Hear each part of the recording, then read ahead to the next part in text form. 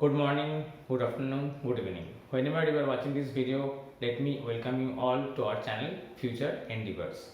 Okay, so in the previous class, we have discussed three terms: ionization potential, electron affinity, and electronegativity. Based on these three terms, today we will be discussing what are the conditions that are necessary for the formation of electrovalent or ionic bond and for the formation of covalent bond. So first of all, let us come to the conditions required for electrovalent or ionic bond. So please make a note of this conditions for, I am writing as ionic bond. Okay, so what are the conditions? See, just think of the fact how an ionic bond is formed. An ionic bond is actually formed by the first formation of ions. Ions are formed. One kind of atom, metallic atom, loses electron, become positively charged ions, and the other kind of atoms, non-metallic atoms, gains electron, becomes negatively charged, and these two oppositely charged ions attract each other to form an ionic bond, isn't it? So for that, one atom must be very easily able to release those electrons from the outermost shell. So first condition is that one of the atoms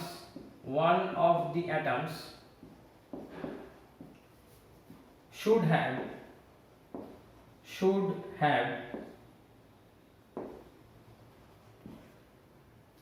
low ionization potential. So I hope by now you have understood the term ionization potential. If not, please do watch the previous video. We have discussed in details in that video about ionization potential. So ionization potential, basically, just I am briefly repeating it again once again, that ionization potential is the amount of energy required to remove an electron from the outermost shell. So that is ionization potential. So obviously one of the atoms should have low ionization potential so that it can easily, spending a little amount of energy, can release the electrons from the outermost shell. Okay. On the other hand, the other atom should have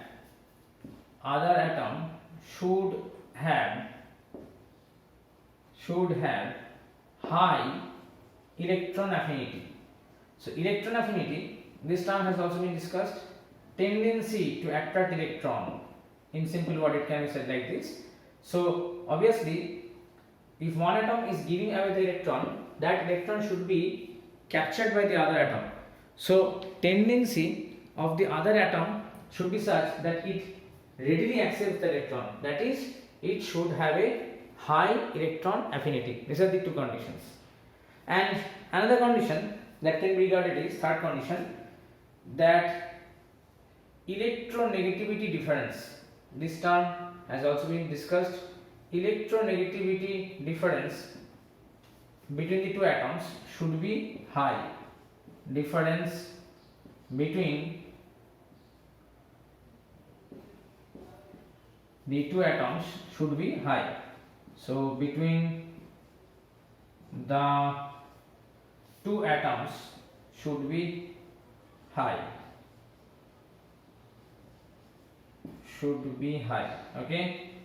So these are the three conditions that are necessary for the formation of an ionic bond or electrovalent bond. So I think the conditions are clear. I think if you have understood the three terms, ionization potential, electron affinity, and electronegativity, then you can easily understand why these are the three conditions necessary for the formation of an ionic bond. Okay, so please note it down.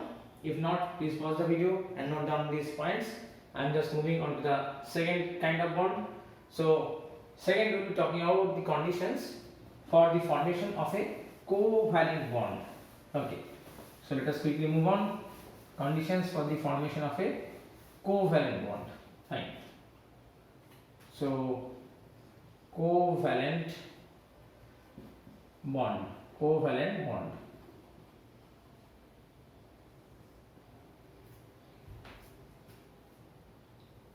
Okay, so what are the conditions necessary for the formation of covalent bond? See,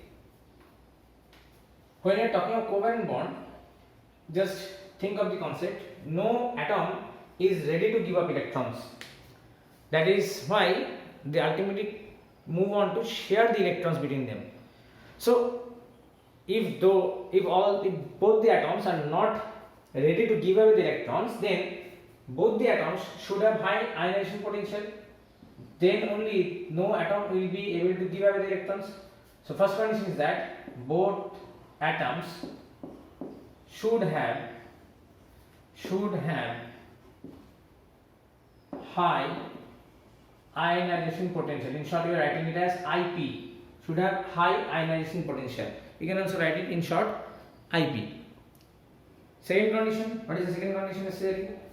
Second condition is that if both the atoms are attracting the electrons, what does that indicate?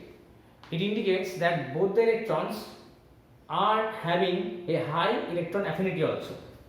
So, second condition, sorry, not both the electrons but both the atoms. Both the atoms should have high electron affinity, EA. In short, we are writing it as EA. Okay, fine. And what should be the third condition? In case of ionic bond, we have seen that the electronegativity difference should be high. However, for a covalent bond, electronegativity difference should be negligible or zero. Electronegativity difference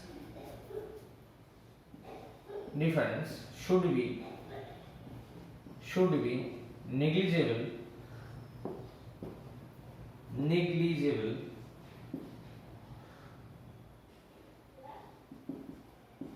or zero. That is, there is no difference in electronegativity. So these are the three conditions which are necessary for the formation of a covalent bond. So I think the conditions are clear. Okay. Now we will quickly today's last topic we will be discussing about the polar covalent compound. What are polar covalent compounds? So I hope you have written these points. I am easing it off. If not, please pause the video, note down the points, and then move on. Okay. So quickly we will be just going through what are polar covalent compounds. We have just left out this topic. Okay. So polar covalent compounds. Now see, these are actually covalent compounds. That is, they are having covalent bond, but there is a certain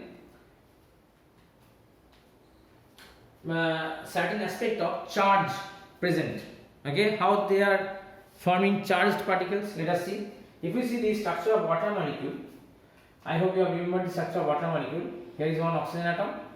Okay, here is one hydrogen atom, and here is one hydrogen atom. What happens? As you have seen, the oxygen atom has 6 electrons in the outermost shell. So 1, 2, 3, 4, 5 and 6. And hydrogen atom on the other hand has 1 electron in the outermost shell. 1 electron in the outermost shell. Now when covalent bond is formed between oxygen and hydrogen, what happens?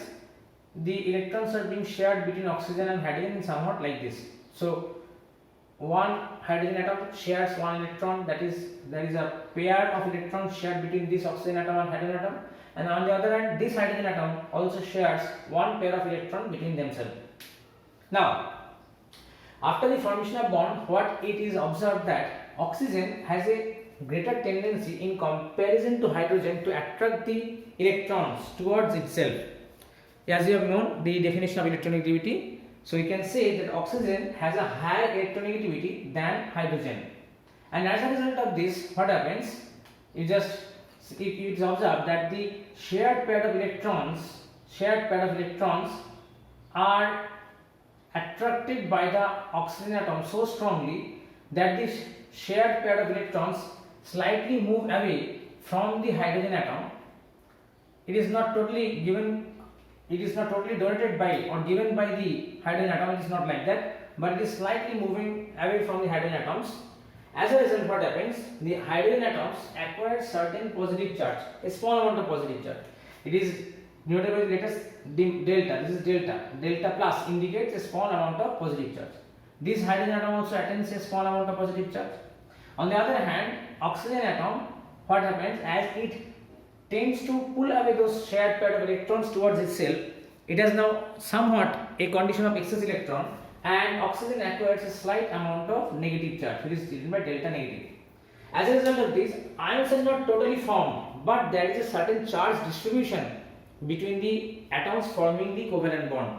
Now this kind of covalent bond are regarded as polar covalent bond, or compounds formed are regarded as polar covalent compounds, because there is a certain kind of polarization. This process is called polarization.